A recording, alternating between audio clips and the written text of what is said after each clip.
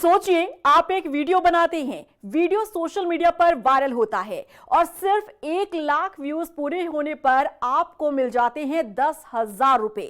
और अगर वही वीडियो 10 लाख व्यूज तक पहुंच गया तो कमाई हो जाती है 1 लाख रुपए तक। नहीं, ये किसी YouTube या Instagram की मोनेटाइजेशन स्कीम के बारे में हम नहीं बता रहे हैं।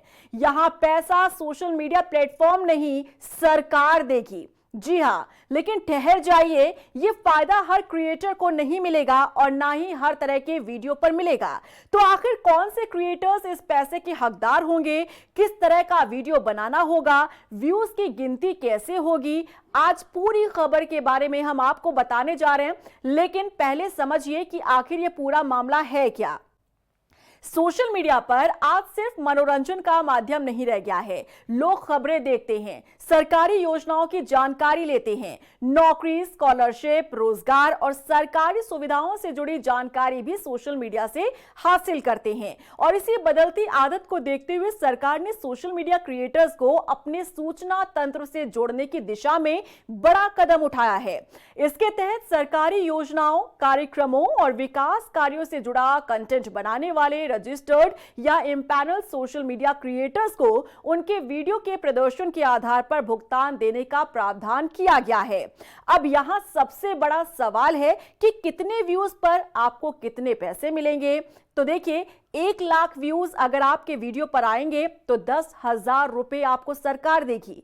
नियमों के मुताबिक अगर पात्र क्रिएटर के सरकारी योजना से जुड़े वीडियो को 30 दिन बाद 1 लाख व्यूज मिलते हैं तो उसे 10,000 रुपए का अतिरिक्त भुगतान मिल सकता है। और अगर वीडियो 10 लाख व्यूज तक पहुंचता है तो ऐसे में ये रकम बढ़कर 1 लाख रुपए तक हो सकती है। लेकिन यहां एक लिमिट भी है। वीडियो पर 10 लाख से ज्यादा व्यूज आ जाएं, जैसे कि 20 लाख, 50 लाख या उससे भी ज्यादा, फिर भी एक वीडियो के लिए इस व्यवस्था के तहत अधिकतम 1 लाख रुपए ही दिए जाएंगे। यानी सरकार ने व्यूज के साथ कमाई को जोड़ा है, लेकिन उसकी एक ऊपरी सीमा तय कर दी है। लेकिन हर वायरल वीडियो पर पैसा नहीं मिलेगा, यह भी आपको समझना होगा। यह बात क्रिएटर्स को खास तौर पर समझने के लिए है। सिर्फ सरकारी योजना पर वीडियो बनाकर उसे सोशल मीडिया पर डाल देने से भुगतान मिलने की गारंटी नहीं है।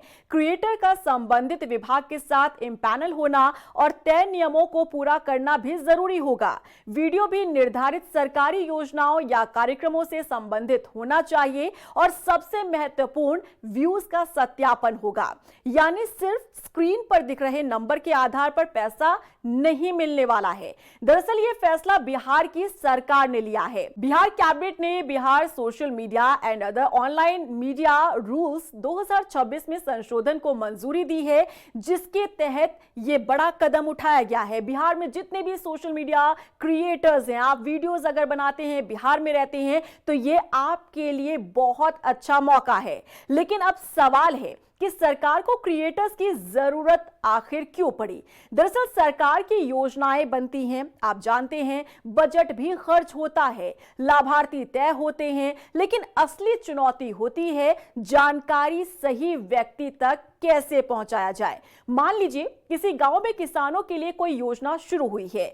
योजना की जानकारी सरकारी वेबसाइट पर उपलब्ध है, लेकिन क्या हर किसान रोज वेबसाइट खोलकर देखेगा? शायद नहीं। तो इसी के लिए ये कदम उठाया गया है। अगर उसी गांव का कोई स्थानीय क्रिएटर वीडियो बनाकर अपनी भाषा में समझाए इस योजना का फायदा किसे मिलेगा, जैसे आवेदन कैसे करना है, कौन से दस्तावेज चाहिए, तो जानकारी ज्यादा आसानी से लोगों तक पहुंच सकती है। यही सोशल मीडिया की ताकत भी है। लोकल क्रिएटर प्लस लोकल भाषा प्लस लोकल ऑडियंस। और यही वजह है कि ये सिर्फ बिहार के क्रिएटर्स की खबर नहीं है।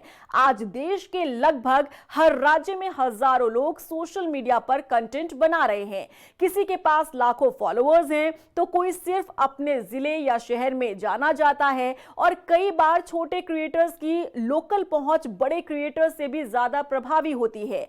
अगर सरकारी योजनाओं की जानकारी ऐसे क्रिएटर्स के जरिए लोगों तक पहुंचे तो इससे सरकार को भी फायदा है और जनता को भी। सरकार की योजना की जानकारी ज्यादा लोगों तक पहुंचेगी और क्रिएटर को अपने कंटेंट के लिए आर्थिक प्रोत्साहन भी मिलेगा। अब हालांकि देखिए, जब से सरकार ने ये फैसला लिया है, ऐसे में इस पर सवाल भी खड़े हो रहे हैं। विपक्ष भी इस फैसले पर सवाल उठा सकता है। सवाल हो सकता है कि जनता के टैक्स का पैसा सोशल मीडिया प्रचार पर क्यों खर्च किया जा रहा है, किसे क्रिएटर के रूप में चुना जाएगा, किस वीडियो को भुगतान के लिए योग्य माना जाएगा, क्या आलोचनात्मक लेकिन तथ्यात्मक वीडियो भी इस व्यवस्था में शामिल होंगे क्या, और अगर किसी वीडियो में सरकारी योजना की कमियां बताई जाती है तो क्या उसे भी उतनी ही प्राथमिकता मिलेगी। ये तमाम सवाल हैं जो हर किसी के जहन में भी है। और साथ ही साथ सवाल ये भी कि फर्जी व्यूज और फॉलोअर्स का क्या होगा। सोशल मीडिया पर नंबर बहुत मायने रखते हैं, ये आपको ध्यान रखना चाहिए, लेकिन नंबर हमेशा वास्तविक ऑडियंस की गारंटी नहीं होते। इसीलिए नए बदलावों में registered social media handle, page और चैनल के फॉलोअर्स की नियमित जांच का प्रावधान भी रखा गया है, क्योंकि अगर सरकार व्यूज के आधार पर भुगतान कर रही है तो यह भी सुनिश्चित करना होगा कि व्यूज वास्तविक हों, फॉलोअर्स भी अच्छे हों और वास्तविक हों, और कोई भी व्यक्ति फर्जी तरीके से नंबर बढ़ाकर सरकारी पैसा हासिल ना कर सके। क्रिएटर्स के लिए मौका कितना बड़ा है ये भी आप समझिए। अगर आप सोशल मीडिया क्रिएटर हैं और सरकारी योजनाओं को आसान भाषा में लोगों तक पहुंचाते हैं तो ये आपके लिए एक नया अवसर हो सकता है, खासकर उन क्रिएटर्स के लिए जिनकी ऑडियंस किसी खास क्षेत्र में मजबूत है, क्योंकि आज सिर्फ बड़े फॉलोअर्स ही मायने नहीं रखते, बल्कि विश्वसनीयता और लोकल रीच भी बड़ी ताकत मानी जाती है। लेकिन क्रिएटर्स को एक बात याद रखनी होगी, सरकारी योजना पर वीडियो बनाने का मतलब ये नहीं है कि हर सरकारी दावे को बिना जांचे सही मान लिया जाए। कंटेंट तथ्यात्मक होना चाहिए, आंकड़े सही होने चाहिए और जनता के सवालों को भी जगह मिलनी चाहिए। तो अब सवाल ये उठता है कि क्या ये सोशल मीडिया का नया दौर है? शायद हां, क्योंकि सरकार और जनता के बीच संवाद का तरीका तेजी से बदल रहा है। पहले सरकारी जानकारी अखबारों, टीवी, रेडियो और सरकारी विज्ञापनों के जरिए ज्यादा पहुंचाई जाती थी। आज एक मोबाइल फोन, एक कैमरा और एक सोशल मीडिया अकाउंट हजारों लाखों लोगों तक जानकारी पहुंचा सकता है। इसीलिए आने वाले समय में हो सकता है कि और भी सरकारी सोशल मीडिया क्रिएटर्स के साथ ऐसे मॉडल पर काम करें, लेकिन इसकी सफलता एक चीज पर निर्भर करेगी। क्या इसका मकसद जनता को जानकारी देना रहेगा या सिर्फ प्रचार करना ही? सबसे बड़ा फायदा आखिर किसे होना चाहिए? क्रिएटर को पैसा मिले, ये अच्छी बात है, लेकिन सरकार की योजना ज्यादा लोगों तक पहुंचेगी और ये भी अच्छी बात है। और लेकिन सवाल ये है कि आखिर फायदा किसे होना चाहिए? जनता को। अगर किसी किसान को सही समय पर योजना की जानकारी मिल गई, अगर किसी छात्र को स्कॉलरशिप का पता चल गया, अगर किसी युवा को रोजगार योजना की जानकारी मिल गई, अगर किसी महिला को सरकारी सहायता का लाभ लेने का रास्ता समझ में आ गया, तभी इस पूरी व्यवस्था की असली सफलता मानी जाएगी। तो इससे साफ हो जाता है कि जिस तरीके का कदम सरकार उठा रही है वाकई में ये फायदे का सौदा है। और एक तरफ अगर हम देखें तो क्रिएटर्स के लिए बहुत बड़ा मौका है। 1 लाख व्यूज पर 10,000 रुपए और 10 लाख व्यूज पर 1 लाख रुपए तक पाने का मौका है। लेकिन दूसरी तरफ सरकार के सामने भी बड़ी जिम्मेदारी है।